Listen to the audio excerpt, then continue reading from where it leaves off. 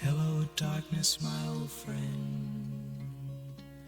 I've come to talk with you again.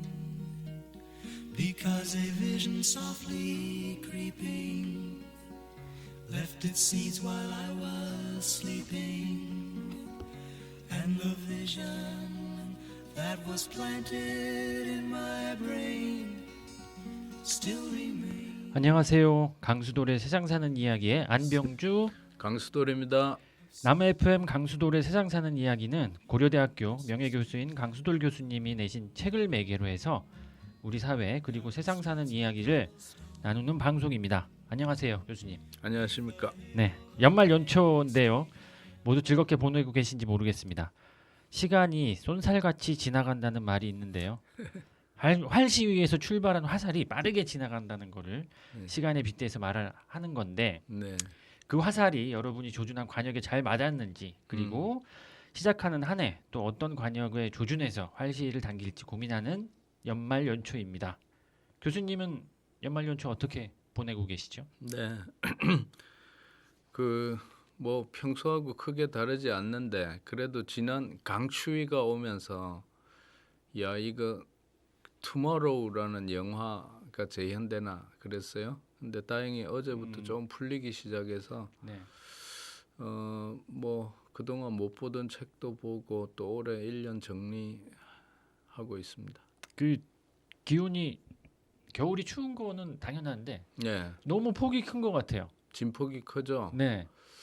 이걸 이상 기후 내지는 기후 위기다 뭐 이런 이야기로 하는데 갈수록 이런 변동도 심하고 예측 불허 상황이 네. 보이는 것 같아요. 그러게요. 네. 그래서 뭐 예전에는 사만사온이라고 이렇게 얘기도 하긴 했는데 이제 그게 적용이 잘 안 되는 것 같아요. 패턴이 많이 달라진 것 같죠. 네네. 네. 추울 때는 너무 춥고, 네. 네. 또 우리 집 봄같이 그냥 겨울이 따뜻해. 지금도 그런 네. 것 같고. 마당에 수도가 있는데 이게 아침에 일어났더니 터져가지고 물이 펑펑 나오는 거예요. 아, 네. 알고 봤더니 수도 꼭지에 쇠가 네. 얼었다가 이게 깨져서 나가는 바람에 그 속으로 이제 물이 펑펑 나와가지고 이웃집 사람들이 난리가 나고. 아, 그래요.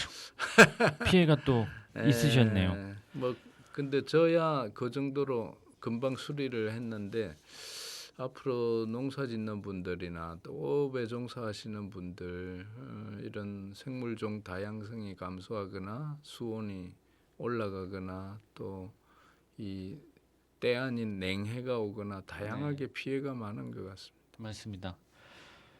올 저희가 11번째 오늘 방송인데요. 11번째 진행하면서 세상 걱정, 사회 걱정을 굉장히 많이 해야죠. 했습니다. 네. 예, 오늘 마지막 방송이긴 합니다만 오늘 또 전체 또 우리가 이야기 나눴던 것을 정리하는 또 내용으로 한번 진행을 해볼까 하는데요. 네.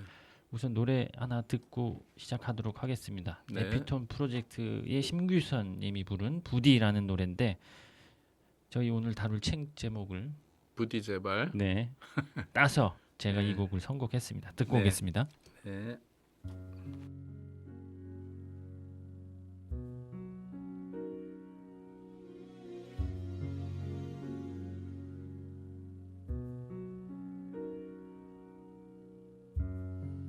부디 그대 나를 잡아줘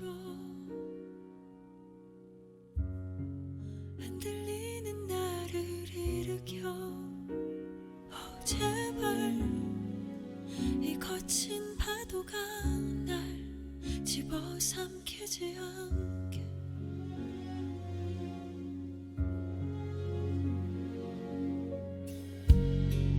부디 그대 나를 안아줘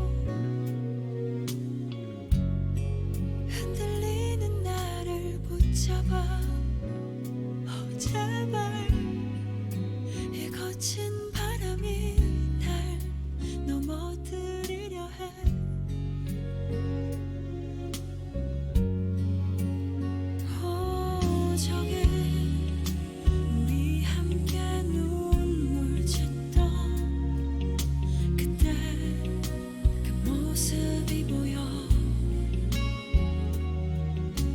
이제 눈이 부시던 날의 기억 그래 그 순간 하나로 살 테니 우리 다시 한번 나를 안고 제발 지친 나를 일으켜줘 우리 사랑했었던 날들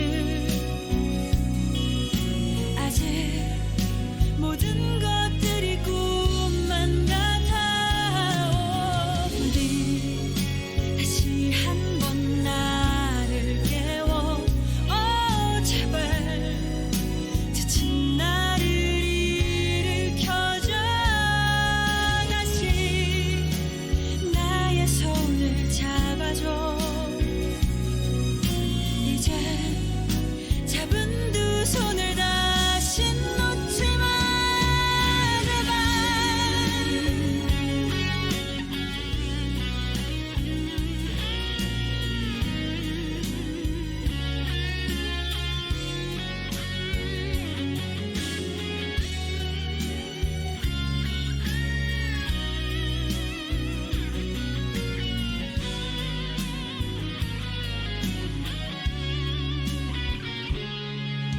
그대 이렇게 다시 떠나가는 날 이젠 언제쯤 다시 볼 수 있을지 우리 이렇게 헤어지면 언젠가는 또다시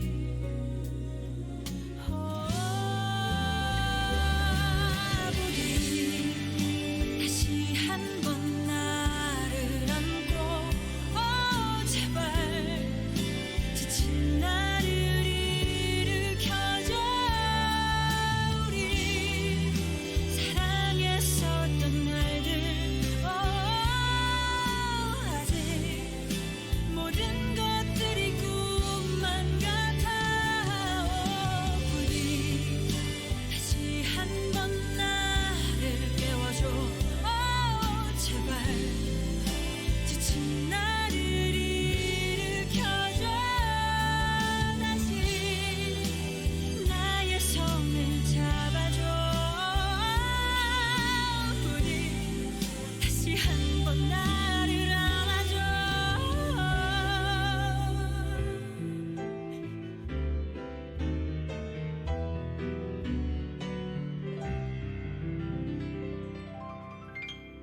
부디 다시 한번 나를 안아줘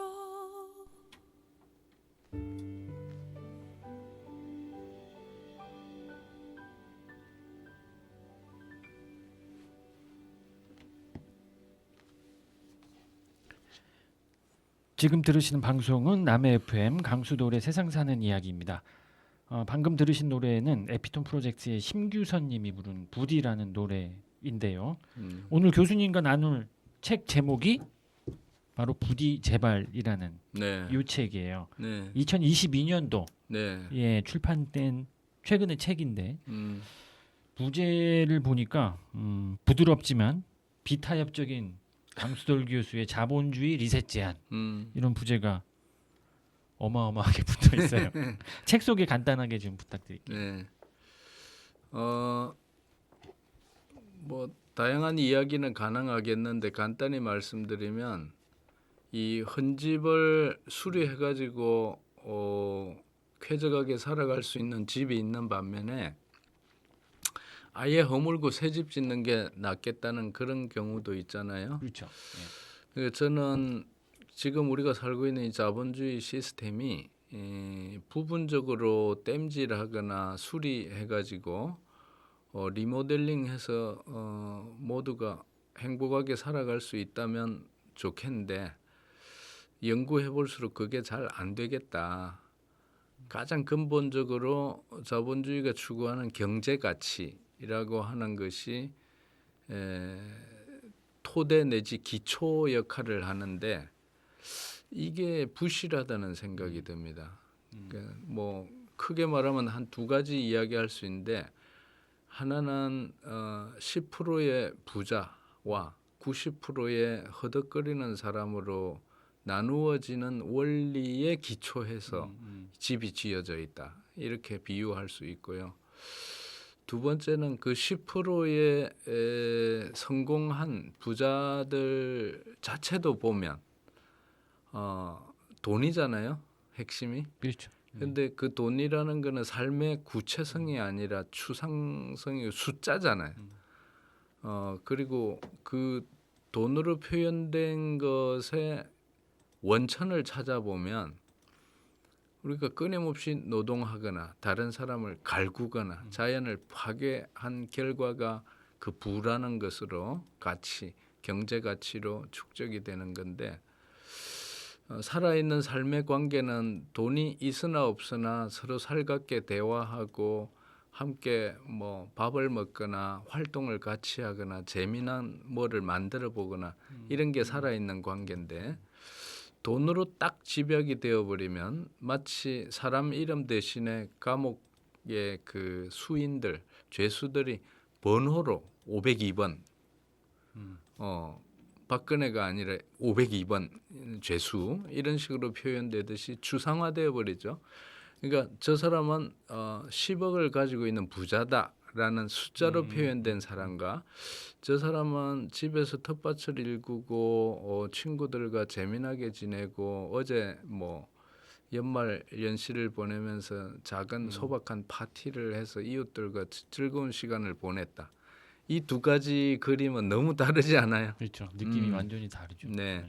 그리고 혹시 파티를 한다고 하더라도 남들에게 시켜가지고 외부에 주문해가지고 자기는 그냥 앉아서 밥만 먹는 그런 파티와 좀 허름하더라도 각자 조금씩 준비해가지고 재미나게 맛있는 걸 각자 다르게 해가 와가지고 서로 나누면서 먹는 파티. 그 사이에는 구체성이 다르죠. 네. 부자가 훨씬 구체적이고 살아 있잖아요. 이제 이런 관점에서 보면 자본주의 시스템이 실패해도 낭패지만 성공해도 별로 성공인 것 같지 않은 이제 그런 시스템이기 때문에 저는 경제 가치를 넘어서서 사회 가치나 생명 가치를 기초로 한 새로운 집을 지어야 된다. 그런 책이 이제 이 책이라고 보시면 됩니다. 그 저희 방송을 뭐 한두 번이라도 들으신 분들은 아시겠지만 저희가 11번째 방송 내내 실은 네, 이 이야기를 계속 비슷한 네. 이야기들이 다른 강조점으로 반복되고 있죠. 네. 그래서 이 책은 무슨 어떤 이론서라기보다는 짧은 어떤 교수님의 생각들을 정리해 놓은 네, 책이어서 네. 읽기가 부담스럽지 않더라고요. 토막토막 끝이 네, 나죠. 네, 네. 그리고 이 책 제목이 부디 제발인데요. 이 책 내용의 부디 제발이라고 하는 이거는 제가 꼼꼼하게 못 봤는데 이 책 제목을 왜 네. 부디 제발이라고 출판사에서 네. 전체 내용을 보고 네. 제가 제안한 제목과 다른 제목을 아, 달아버렸어요. 그래서 그러셨구나. 뭐 그것도 좋다. 사후적으로 추인했는데 네, 네. 이제 제가 처음에 달았던 것은 우리 생활 속의 경제 철학 이런 거였어요. 교수님께서 이제 원고 우리 작업하시고 삶 속에 네, 생활, 제목을 경제 철학을 바꿔야 된다. 이제 이런 게 저희의 강조점이었는데 네. 출판사 입장에서는 그렇게 하면 전혀 안 팔린다. 너무 딱딱하다. 그래서 좀 쉽지만 이 호소력이 좀 있게 표현해보자. 이런 차원에서 부디 제발 이렇게 나왔죠. 그 부디 제발 앞에 자본이 사람을 멈추기 전에 그렇죠. 그런 말이 붙어 있죠. 그래서 이제 자본에 질식당하기 전에 제발 좀 사람답게 살아보자. 부디 제발 이런 의미죠. 개인적으로 보기에도 이 제목이 훨씬 낫네요. 저도 그렇게 생각합니다. 이 제목 짓는 게 쉬운 일이 아니더라고요. 쉬운 일이 아니죠. 네. 그 뭐지? 이 책의 첫 번째 그 챕터에 보면 저희 방송에서 교수님께서 말씀하신 적이 있어요. 무슨 문장이냐면 아무도 부유해지려 하지 않으면 음. 모두가 부유해질 것이며 모두가 가난해지려 하면 아무도 가난해지지 않는다. 예. 이 말이 이 책의 첫 문장이더라고요. 예. 네, 굉장히 의미도 있고 예. 실은 이렇게 생각하면 모두가 참 좋았겠다 이런 저도 생각을 좀 그렇죠. 들게 만드는 문장이거든요. 네네. 요 문장에 예. 대해서 좀 이렇게 문제의식을 말씀을 좀 해주시면 좋을 것 같아요. 네, 이미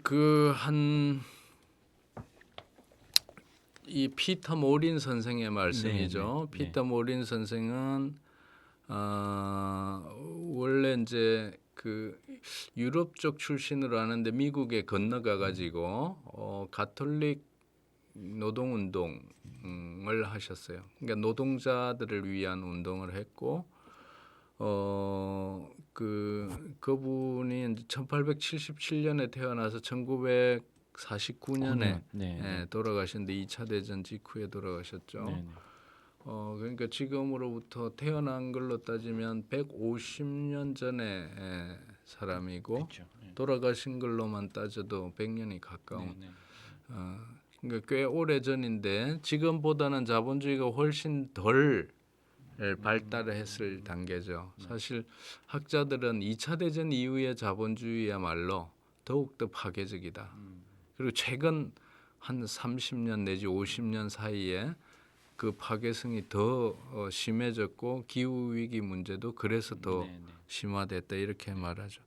근데 그 150년 전에 뭐 100년 전에 단계에서조차도 피터 모린 선생이 보기에 지금의 경제 구조는 서로 부자되기 게임을 하고 있는데 차라리 게임의 룰을 바꾸어서 모두가 좀 가난해지려는 마음을 먹기 시작하는 순간 서로 마음도 풍부해지고 서로 돕고 살게 될 것이고 그러면 사실상 모두 부자가 되는 효과다. 그리고 아무도 부자가 안 되겠다고 할수록 부자가 되고 내가 가난하게 살려고 할수록 오히려 가난해지지 않는다. 결국 같은 말이에요. 표현이 좀 달라서 그렇지. 그러니까 우리가 스스로 그러니까 성경 말씀하고도 통하죠. 마음이 가난한 자가 부유하다. 이제 그런 거고 또 거꾸로 부자가 뭐 천국에 가기란 낙타가 바늘 구멍에 들어가기보다 더 힘들다. 이런 말씀하고도 그대로 통하죠. 그러니까 결국은 검소하게 살고 나누면서 사는 것, 그 원리가 자본주의 사회를 돌파하는 원리다 이렇게 생각해 볼 수 있죠. 근데 문제는 항상 말씀을 하셨지만 모두가 가난해지려 하지 않고 모두가 부유해지고 싶어하는 이 욕망을 자극하는 게 지금 경제 시스템이잖아요. 그러니까요. 네. 그래서 그것을 우리가 조금 성찰하고 이것이 올바른 길이 아니고 인간이 가야 될 길이 아니라는 것을 이야기를 계속 지금 하시는 맞아요. 거잖아요. 근데 이제 그 도덕적으로 또는 규범적으로 어떤 게 올바르냐 그러면 다소 추상적인데 그렇죠. 좀 구체적으로 생각해 보면 우리가 부자가 되려고 노력하는 과정들이 과연 행복한가? 부자 되기 위해서는 남을 속이거나 또는 과로하거나 네. 막 뭔가 마음이 피곤해지면서 또 옆 사람과 경쟁 팔꿈치로 네네. 쳐가지고 다른 사람보다 앞서 나가려고 하는 과정에서 패배자도 생기고 성공자도 생기지만 승자조차도 마음이 괴롭잖아요. 솔직히 네네. 말하면. 네. 또 그런 성공을 계속 이어가기 위해서 경우에 따라서 BTS라든지 뭐 이름 높은 연예인의 경우로 보더라도 네. 마약 같은 거에 의존해야 그 극한적인 능력을 극단적으로 계속 발휘할 수 있는 그런 메커니즘 속에 빠져든단 말이에요. 그러니까 이 부자되기 게임이라고 하는 게 좀 천천히 즐기면서 가는 즐겁게 가는 과정이 아니고 구체적인 과정을 보면 결국은 내가 나를 스트레스 주고 힘들게 만들면서 그냥 겉으로 보기에는 승자처럼 보이는 좀 허상이 강한 그런 게임이거든요. 네. 이제 그거를 우리가 꿰뚫어 본다면 한 번밖에 없는 인생 즐겁게 살아도 부족한데 왜 피곤하게 힘들게 살지? 예, 이제 그런 성찰에 이르죠. 그러니까 어찌 보면은 옛날 우리 어르신들이 살아간 것처럼 네. 내가 남 속이지 않고 정직하게 나의 이 땀에 기초해서 살아가면서도 또 이 옆에 이웃이나 친구들과 더불어서 함께 그 땀이나 웃음, 뭐 경우에 따라서 눈물도 함께 나누고 그렇게 사는 게 인간다운 삶이다. 이렇게 보는 거죠. 그 저는 이 문장을 보면서 어. 그 개인적인 느낌이에요. 그래서 네. 이게 그냥 어떤 나의 개인적인 선택의 문제인가? 나는 가난하게 살 거야, 혹은 또 부유하게 살 거야라고 하는 선택의 문제로 이해될 수 있어서 일단 출발점은 나부터이겠지만 이런 원리를 사회적으로 공유하게 되면 네. 이 사회 경영 철학이 될 수도 있는 거죠. 강대국이 되어서 남보다 앞서서 이 세상을 지배하자 이런 국정 철학이 아니라 네. 정말 힘든 다른 나라들과 손을 잡고 협력하면서 같이 평화롭게 살자. 이 얼마든지 이 집단적이고 구조적인 철학이 될 수 있는 거죠. 저는 두 개가 맞물려 가는 것이 가장 바람직하다고 보죠. 그래서 저희 뭐 이 책에도 계속 나오는데요. 네. 교수님이 이 방송을 통해서 뭐 책을 읽었던 안 읽었던 항상 말씀하시는 게 있어요. 중독 사회, 그렇죠. 강자 동일시, 뭐 아까 말씀 팔꿈치 사회, 맞아요. 갈비의 법칙. 네. 네. 교수님이 주로 사용하는 용어들이 이런 용어들인데 오늘 요거를 좀 총정리를 좀 한번 그런 셈이죠. 해보는 것도 좋을 것 같아요. 그런 셈이죠. 네네. 네. 복습한다 맞아요. 생각하고 네. 아까 말씀하셨던 팔꿈치 사회, 갈비의 법칙, 요거를 간단히 한번 다시 설명을 좀. 네. 네. 팔꿈치 사회라는 용어는 1982년도에 독일에서 올해 꼭 기억해야 되는 올해의 단어로 뽑힌 단어고요. 독일 말로 엘렌보겐 게젤샤프트라고 하는데 게젤샤프트가 사회잖아요. 네네. 엘렌보겐이 팔꿈치입니다. 그러니까 그 말은 팔꿈치로 옆 사람을 밀쳐야지만 나의 생존이 보장되는 사회. 네. 끊임없는 경쟁을 요구하는 사회, 또 타자의 실패나 패배가 나의 성공의 기초가 되는 사회, 이런 것을 경계하고자 하는 의미에서 80년대 초가 전형적으로 이제 신자유주의가 왕성하게 솟아오르던 시절이죠. 영국의 대처 수상과 미국의 레이건 대통령으로 상징되는 70년대 말 80년대 초가 이제 그분들이 등장하고 그러면서 기존의 복지국가 체제를 유럽이나 미국의 복지국가 시스템을 그 이전보다 훨씬 못한 방향으로 후퇴시키는 과정이 신자유주의고 개념적으로 표현하면 이제 자본을 위한 개방화. 그다음에 그동안 환경이나 인권을 위해서 국가가 여러 가지 법률이나 제도로 규제했던 규제들을 없애는 탈규제화. 그다음에 공공 영역에 있던 복지나 공기업 이런 것들을 민영화 내지는 사형화. 그다음에 노동시장의 유연화 이래서 정규직 같은 거 빠개고 비정규직을 만들어가고 이런 것들이 신자유주의의 이제 구조 변화였던 거죠. 네. 이제 그런 변화 속에 이 경쟁이라고 하는 게 가장 핵심적인 메커니즘으로 작동하고 우리 삶을 황폐화하기 때문에 국가도 우리를 더 이상 보호해주지 못하고 노동조합도 끊임없이 탄압을 받으면서 보호해주지만 끊임없는 경쟁 세계가 강화되다 보니까 내가 열심히 해야. 그렇지. 그러니까 죽도록 노동하다가 죽자 이런 이야기죠. 실제로 많이 죽어가고.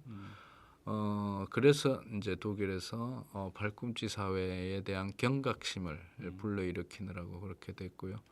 제가 이제 만드는 갈비의 법칙은 바로 그런 경쟁 과정이 결국은 우리 기업들의 세상을 지배하고 있는데 우리가 기업에서 생존하기 위해서는 내 옆 사람을 팔꿈치로 쳐야 될 뿐만 아니라 아래 사람을 끊임없이 갈구고 위 사람에게 비벼야 되잖아요. 갈구고 비빈다. 줄이면 갈비의 법칙이다 이거죠. 처음 듣고 참 신선한.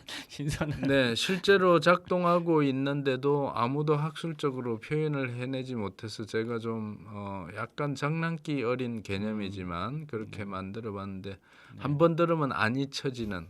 그러니까. 왜냐하면 한국 사람들 갈비를 좋아하니까 갈비의 법칙이다. 예, 하여튼 그렇습니다. 그러니까 그것은 팔꿈치 사회나 갈비의 법칙은 좋아서 우리가 따라가야 될 그런 개념이 아니라 그걸로부터 경각심을 가지고 그렇게 살아서는 안 되겠다. 우리 사람과 사람의 관계가 또는 더 확장하면은 사람과 자연의 관계가 더불어 사는 공동체가 아니라 나 살기 위해서 너가 죽자 하는 그런 방향으로 달려가기 때문에 그런 방향에 대해서 우리가 늘 경계심을 가지고 함께 살아가는 방향으로 살도록 노력을 해야 된다. 이제 그런 관점으로 강조하는 거죠. 그래서 지난번에 저희가 다뤘던 중독공화국의 네, 차원으로도 네, 한번 다뤘었는데요. 음. 그 우리나라 중독이라고 하는 게 그냥 어떤 마약 뭐 이것도 다 포함이 되긴 그렇죠. 하지만 예, 경쟁에 대한 중독도 있고 맞아요. 경제 성장 중독도 있고, 노동에 대한 중독도 노동 중독도 일 중독이라고 네, 소비 하죠. 중독도 네, 있고. 소비 중독도 있고 이제 이런 중독이 아주 일반화되어 있는 사회에서 개인이 맞아요. 추구해야 되는 어떤 행복과 네, 혹은 어떤 주변 이웃들과 동료들과 나누어야 되는 어떤 정, 맞아요. 관계 네, 이런 것들이 그 중독 사회 안에서는 완전히 황폐화가 되죠. 황폐화됐다는 걸 맞습니다. 저희가 한번 이야기를 네, 했었고요. 네, 그래서 그 중독 사회의 어떤 원인이나 이런 것들을 봤을 때는 그 경제 사회 정치적인 어떤 트라우마가 굉장히 요인이 깊다고 이런 맞아요. 말씀을 좀 네. 해주셨는데 네. 그 얘기도 조금 더 덧붙여서 말씀을 좀 해주시면 좋고. 네. 그래서 크게 보면 이제 중독 사회가 된 큰 배경을 저는 뭐 꼭 짚으라 그러면 두 가지만 짚어보고 싶네요. 하나는 식민지라고 하는 역사. 그러니까 조선이 일제의 식민지를 식민지화가 되고 우리가 상상하기 어려울 정도의 수탈 과정, 억압 과정이 있었지 않습니까? 예를 들면 한글도 못 배우고 또 쌀을 생산하거나 뭐 목화를 생산하는 경우에 대부분 뺏기잖아요. 물론 그들은 값을 치르고 가져갔다 하지만 터무니없는 가격이었고 우리가 경제 영역에서 이야기하는 등가 교환이 아니라 확실한 부등가 교환이죠. 예를 들면 100원짜리 가치를 가진 것을 이제 10원만 주고 가져가는데 심지어는 그 뭐 일제 노예 성매매 사실상 그 이 성노예인데도 예를 들면 1원 주고 성을 산 거다. 뭐가 문제냐? 이런 식으로 말하는데 그 과정이나 뭐 여러 가지 이제 맥락을 우리가 살펴보면 형식적으로 돈을 준 부분도 있겠지만 사실상 노예처럼 이래 부렸던 거죠. 그러니까 관계를 보면 억압이고 자유로운 뭐 거래도 아닐 뿐만 아니라 짐승 취급을 한 거 아니겠어요? 요즘은 반려동물 이래서 짐승도 함부로 하지 않는데 사람조차도 하여간 그런 역사적인 경험을 하면서 소위 약소국의 서러움 이런 게 집단적으로 내면화되고요. 그래서 우리도 강국이 되어야 된다. 선진국이 되어야 된다. 세계 최고가 되어야 된다. 이런 구호가 이제 먹혀 들어간 부분이 있고요. 두 번째는 경쟁입니다. 그러니까 첫 번째가 식민지 경험이라면 두 번째는 경쟁 사회죠. 경쟁 사회 속에 뭐 거칠게 말하면 10%만 대우받고 나머지는 나머지 대접을 받잖아. 우리 학교에서부터. 그 우리 초중고등학교 시절을 한번 회상해 보면 얼마나 그 공부 잘하는 사람은 잘하는 사람대로 그 1등, 2등, 1점, 2점을 다투느라고 얼마나 피곤했으며 제 자신이 공부를 조금 했기 때문에 그걸 알아요. 그러니까 공부를 잘했으니까 나 성공해서 나처럼 살면 된다가 아니라 제 스스로 늘 성찰하는 게 그래서 제가 아이들을 저처럼 공부 안 시켰거든. 내가 살아온 것처럼. 저는 뭐 가정 상황도 그랬지만 이런 비판적인 성찰을 전혀 할 수가 없던 시절이었기 때문에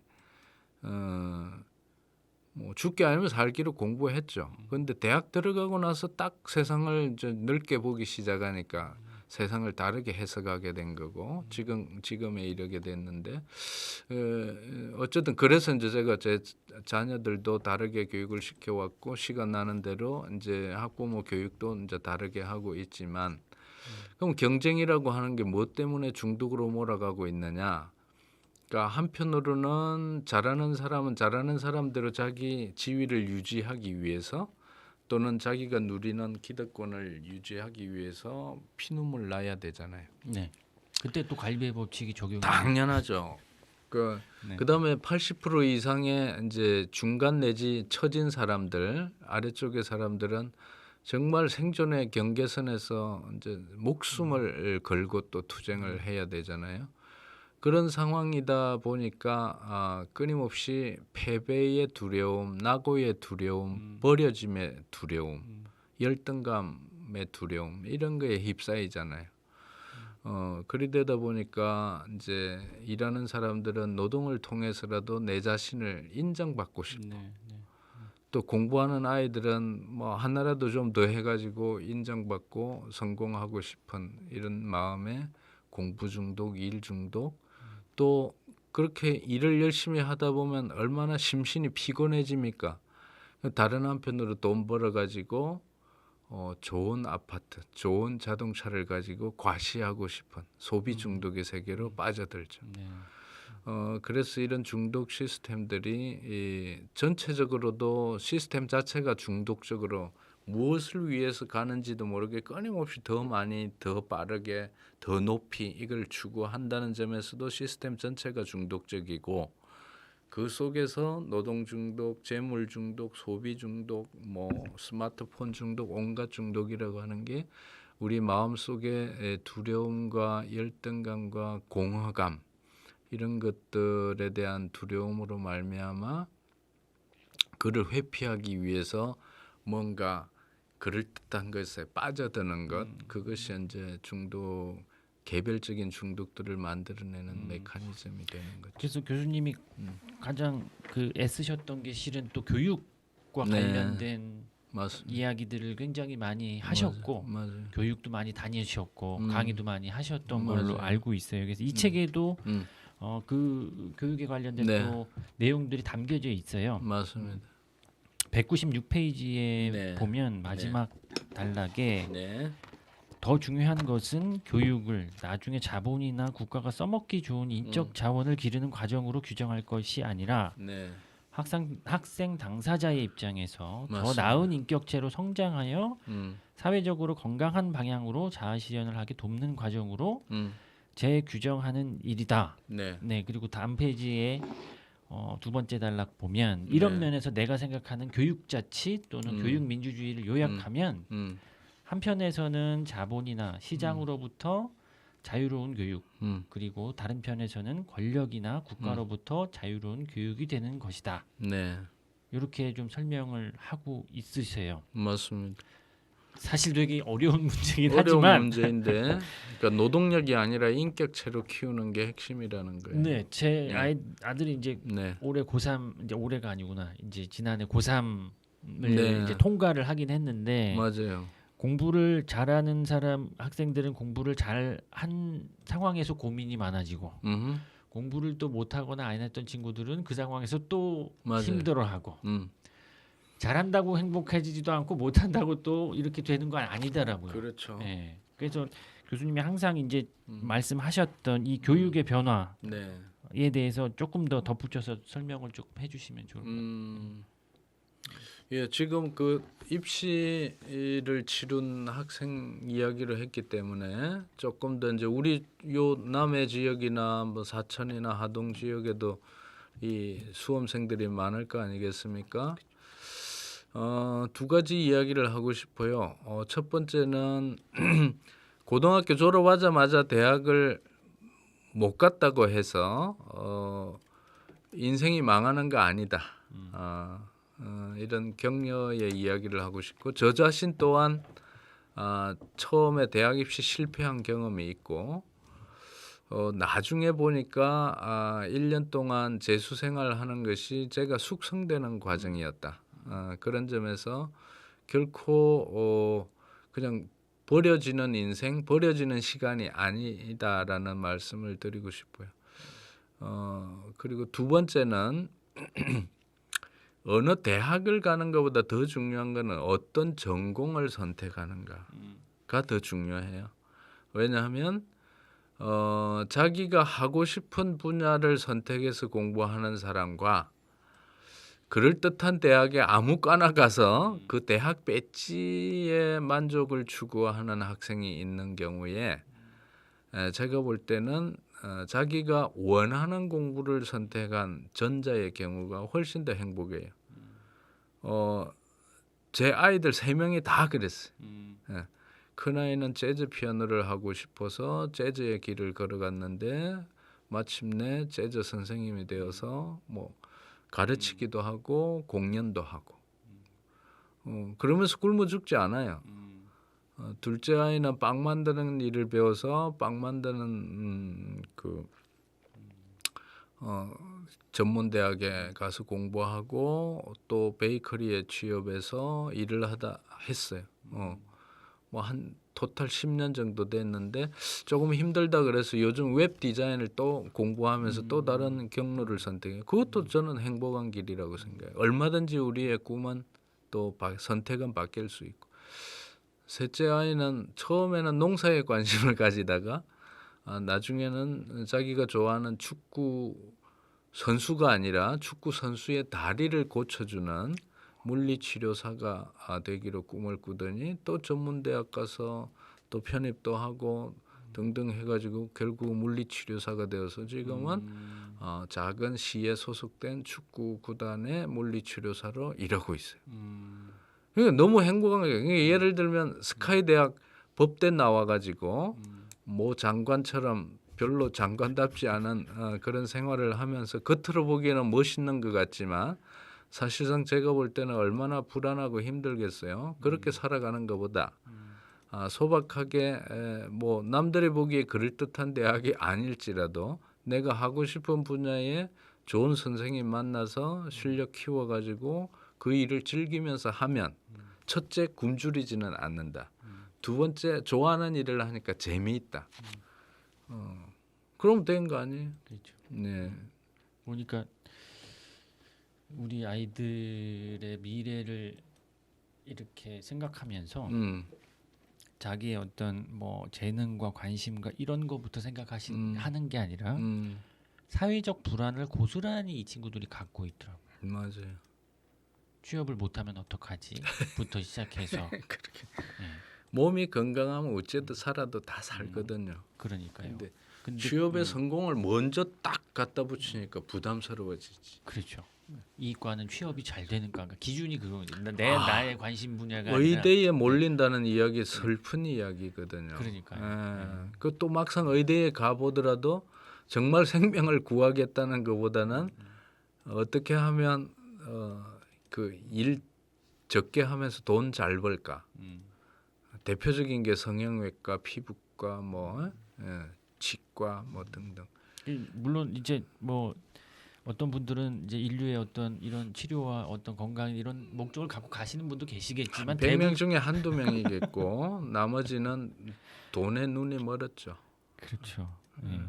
그 참 또 조금 속된 이야기지만 사실상 대부분 남자들이 의사라고 본다면 사실상 이제 의사가 된 경우에 이 누리는 사람들은 그 사모님들이더라고.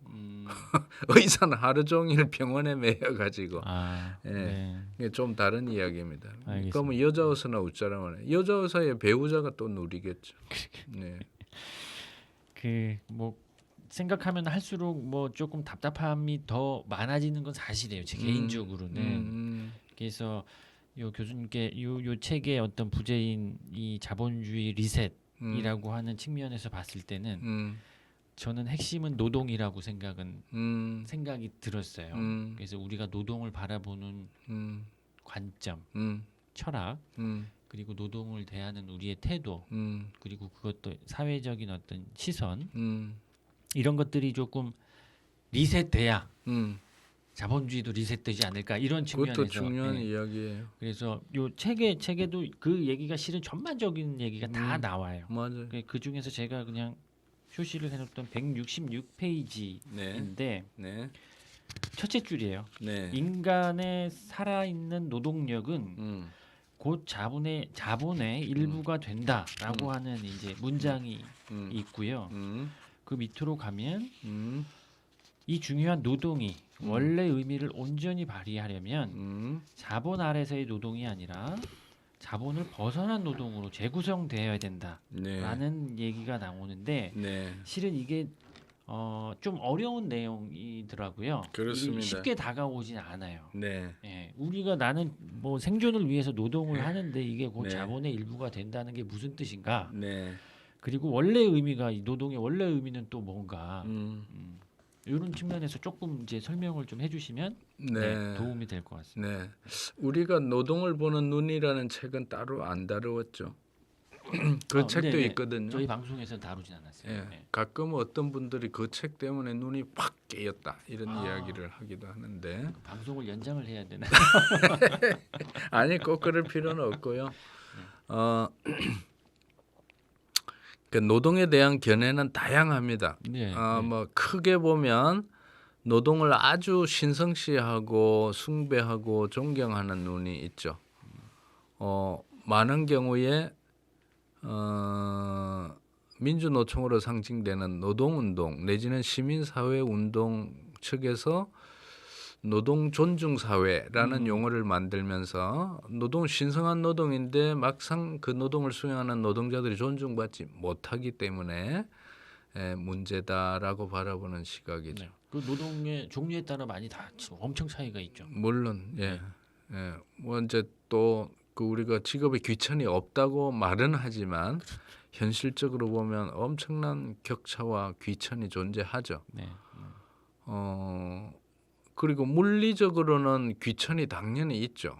예를 들면 똥 퍼는 노동을 누가 하려고 하겠어요. 근데 저는 이제 사회적으로 그런 노동을 피하려고 할수록 더 많이 대접해 줘야 된다라고 생각하는 게 저의 가치관입니다. 예. 그렇죠.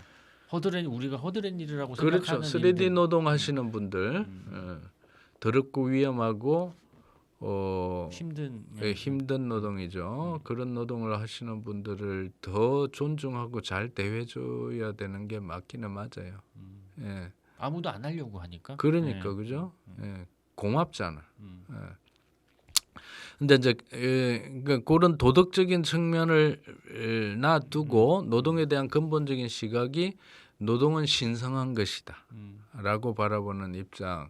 그래서 어찌 보면 신성한 노동을 하니까 뭐라도 하늘이 내린 소명이라고 생각하고 소명이라는 말이 하나님의 부르심이거든요. 영어로 calling이라 그러고 독일 말로 베루펜. 루펜이 부르다라는 뜻이고 베루펜은 이제 부름을 당한 거예요. 그 부름을 당한 거의 명사형이 베루프고 그게 독일 말로 직업이라는 뜻입니다. 그러니까 소명이라는 뜻이죠. 하나님의 부르심을 받았다, 당했다. 독일 말에 그 이제 논리적으로 따지면 굉장히 정확한 표현이죠. 그만큼 신성하다는 뜻이 그렇죠. 신성하다는 뜻이 담겨 있는 거예요. 네네. 그러니까 뭐를 하더라도 신성하게 여기고 열심히 성실히 잘하라 이런 뜻인데 다른 면에서는 노동하는 사람을 경시하고 노동은 천하다고 보고 가능하면 노동 안 하려고 하고 그러잖아요. 이제 그거의 그 기원을 따지고 보면 그 독일 말에 아르바이트라는 말을 우리가 네네네. 예사로 쓰죠. 네네. 그 말에 이제 어근이 원래는 고아 부모님이 없는 고아가 겪는 역경 그게 아르바이트라는 말의 어원. 뿌리를 이루고 있는 거예요. 음. 그러니까 고아의 역경이니까 고아가 살아남기 위해서는 무슨 일이라도 해야 되잖아. 그 아주 극한적으로 힘들고 그야말로 3D 이상 뭐 4D, 5D일 수도 있는 그 이제 그게 담고 있던 의미이고 그래서 그 의미가 노예 노동으로 연결이 되는 거예요. 노예제 사회. 그 사실 우리가 그리스 라틴어 어근을 따지다 보면 그게 노예제 사회잖아요. 노예가 하는 노동은 엄청나게 힘들고 억압받고 부자유스럽고 그런 거니까 가능하면 피하고 싶은 거죠. 그래서 그리스 사회의 시민들이라고 하는 시민은 그 그리스 민주주의 이야기할 때 민주주의를 했던 사람은 노예가 아니라 시민들이거든요. 그 시민들은 노동으로부터 자유로웠던 사람이에요. 노동을 안 했던 사람이에요. 조선 시대의 학자들이 노동으로부터 자유로웠던 사람이지.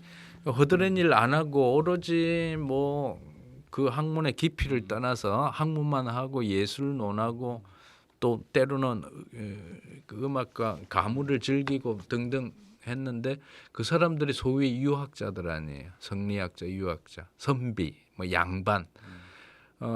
그런 사람들의 노동과는 뭡니까? 노동 안 할수록 좋은 거예요.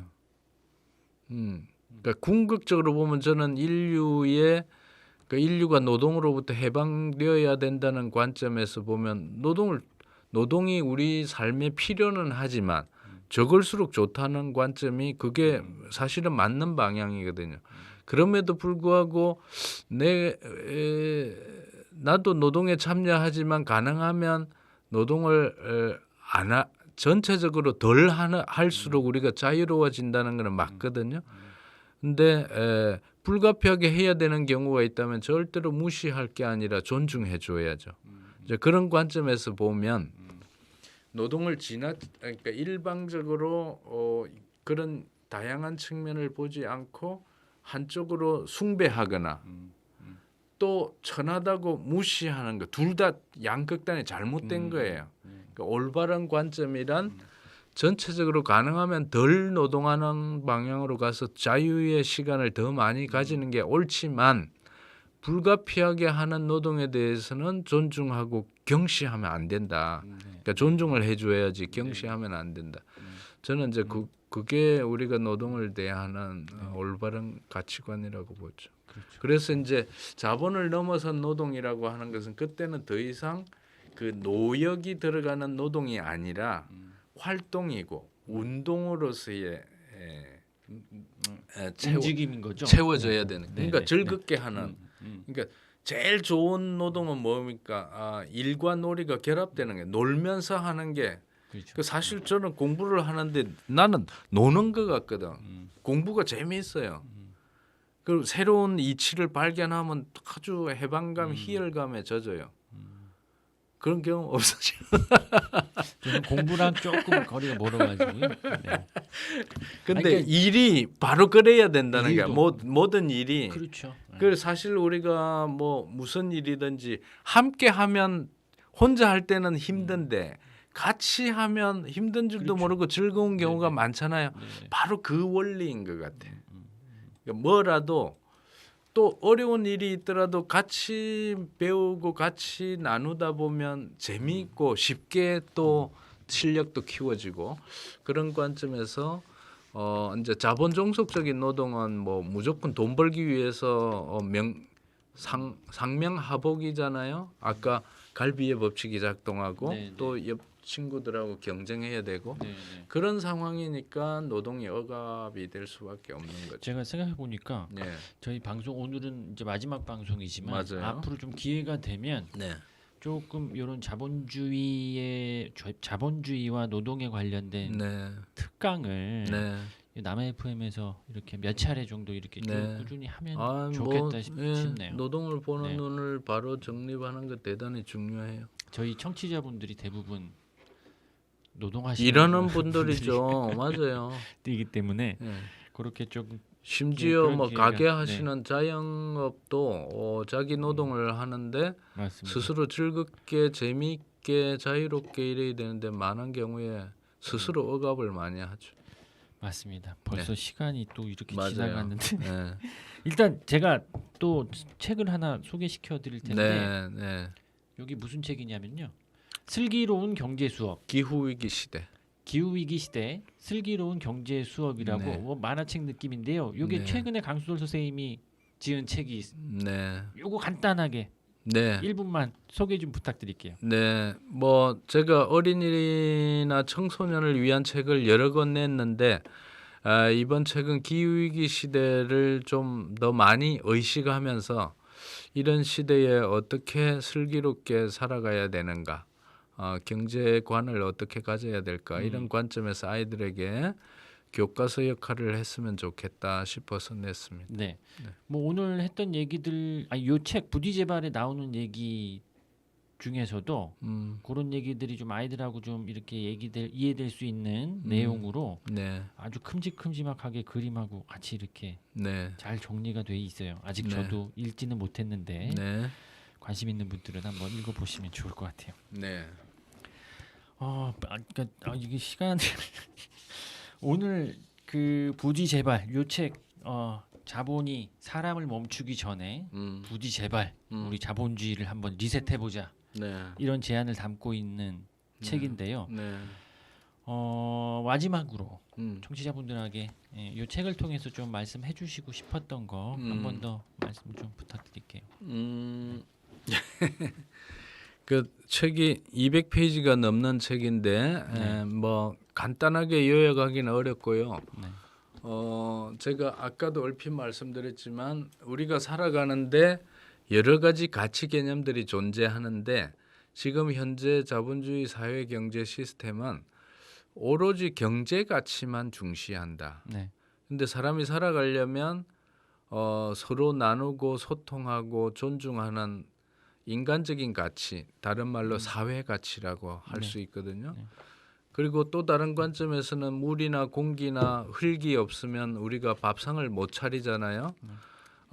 생명의 가치, 그러니까 인간 사회를 중심에 둔 사회적 가치와 또 인간과 자연의 관계를 중심에 둔 생명의 가치를 짓밟거나 억압하거나 파괴하면서 경제 가치만 추구하는 이런 경제 생활은 우리가 빨리 극복하는 게 좋겠다. 이 말씀을 꼭 강조하고 싶습니다. 제가 읽어볼게요. 음. 그 책 마지막 243페이지인데 네. 교수님이 나가는 글에서 이렇게 표현해 주셨어요. 네. 이제 우리는 가치 너머의 가치들을 찾아 나서야 한다. 네. 그리 멀리 갈 곳도 없다. 잃어버린 우리의 공동체 관계와 대자연의 건강함이 돌파구다. 네. 누구도 잉여가 되지 않으며 어느 것도 버림받지 않는 것. 그리하여 노동, 상품, 화폐, 자본, 이윤의 논리에 저당 잡히지 않은 싱싱한 삶의 관계들.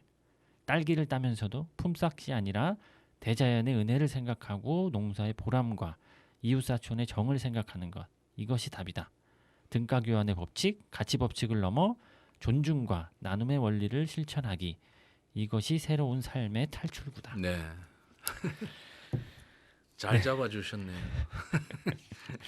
오늘 저희 강수돌의 세상 사는 이야기 마지막 방송이라고 계속 말씀드렸는데 네. 그동안에 요 11번 방송하시면서 네. 말씀하고 싶으셨던 것들도 많으셨을 거고 음. 또 책을 다 소개를 못했어요. 네. 워낙 책이 많으시더라고요. 아마 한 10년은 해야 되지 않을까. 그러게요. 네. 마지막 소감 한 말씀. 네. 네. 남의 FM을 통해서 우리 안병주 선생님과 제가 10차례, 11차례 이렇게 책 이야기를 나누었습니다. 제가 이 이야기를 쭉 하게 된 그 전체를 공통적으로 아우르는 근본적인 관점은 한 번밖에 주어지지 않은 인생, 좀 제대로 사람답게 살자. 그러기 위해서 경제, 교육, 정치, 사회, 문화 이런 모든 영역에서 가치관과 구조를 어떻게 바꾸는 게 좋을까 이런 이제 질문을 끊임없이 가슴속에 품고 나름대로 해법을 우리 안병주 선생님과 함께 나누고자 했던 것입니다. 그래서 모쪼록 이 방송을 들으시는 모든 분들이 뭐 올해는 물론이고 내년에도 더욱더 인간다운 삶에 가까이 다가갈 수 있기를 소망하고 혹시라도 흔들릴 적에 도서관에 가면 있는 제 책을 통해서 조금의 나침반이라도 찾아갈 수 있기를 소망합니다. 네, 고맙습니다. 바쁜 시간 내주셔가지고. 네, 고맙습니다. 오늘 여기까지 하고요. 끝이 아니라 이제 시작이라는 의미에서 네. 가호가 부른 시작 들으면서 마지막 인사드리겠습니다. 지금까지 남해 FM 강수돌의 세상 사는 이야기 들어주신 청취자 여러분 감사드립니다. 고맙습니다. 고맙습니다. 수고하셨습니다.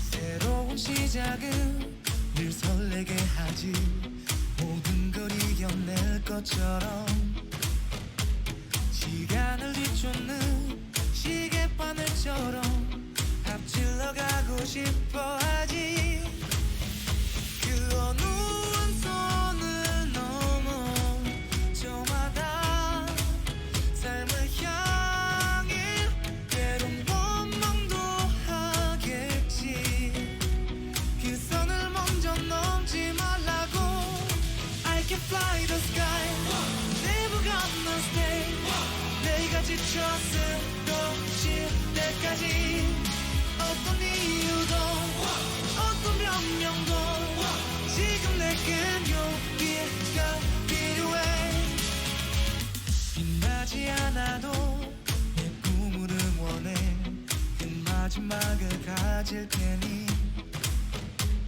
부러진 것처럼 한 발로 뛰어도 난 나의 길을 갈 테니까 지금 나를 위한 약속 멈추지 않겠다고 또 하나를 앞지르면 곧 너의 뒤를 따라잡겠지 원하는 대로 나가질 거야 그게 바로 내 꿈일 테니까 변한 건 없어 버티고 버텨 내 꿈은 더 단단해질 테니 다시 시작해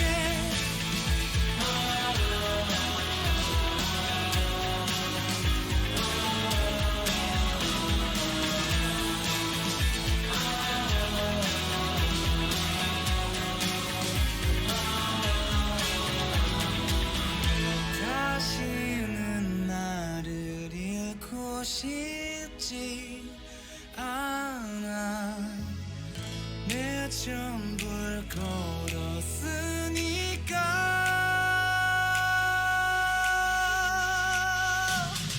원하는 대로